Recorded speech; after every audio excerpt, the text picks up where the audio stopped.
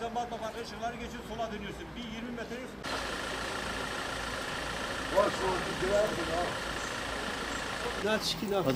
Vodafone?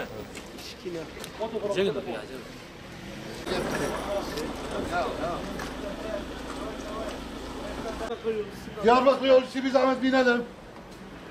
Diyarbakır yolcusu. İçeride. Tamam duraka geç. Alo. Aleykümselam.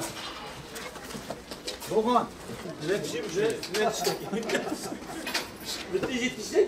Tabii. Şuradan satayım.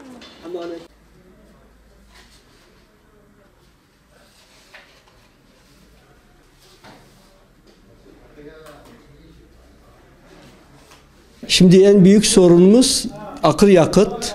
Akaryakıtın yüksek olması bizim de işimizi bozuyor ve halkımıza karşı mahcup kalıyoruz. Akaryakıt herkesin malumudur, zaten herkes biliyor. Yani hemen hemen 3 katına katlandı mazot.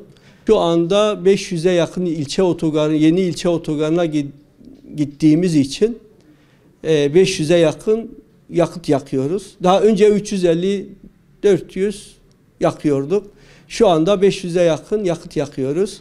Tabii bunun içinde havaalanı var. Havaalanına bırakıyoruz. Sadece mazotu anlatıyorum. Mazot 500'e yakın yakıtımız gidiyor.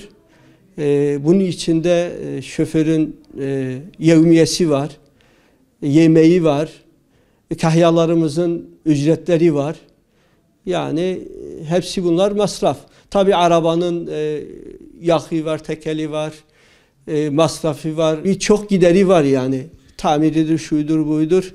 Giderler katlandığı için biz de zor durumda kalıyoruz.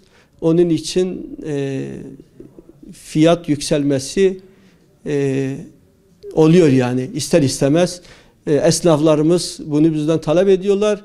Biz de bunu mecburen yükseltmek zorunda kalıyoruz. Şu anda fiyatlarımız 40 TL civarındadır.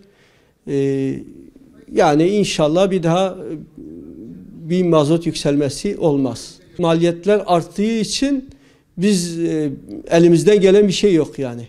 Halk buraya gelebilmesi için işte şehir için olması bizim için iyi olurdu. Herkes için, halkımız için de.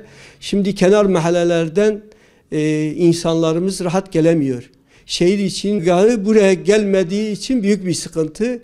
Vali Bey'den büyüklerimizde şunu bekliyoruz ki bizim halkımız için sadece bizim için değil de kendimiz için istemiyoruz.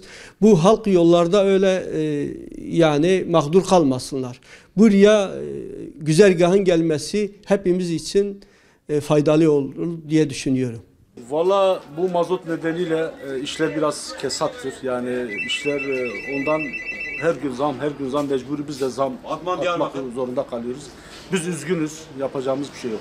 Yani 25'ti, 30 ettik, 30'du 35'e ondan sonra şu anda 40 alıyoruz. İsteğimiz yani her şey böyle güzellik olsun, güllük listanlık olsun, her şey böyle fiyatlar düşerse biz de o şekilde düşünürüz ve biz de fiyatı düşürürüz.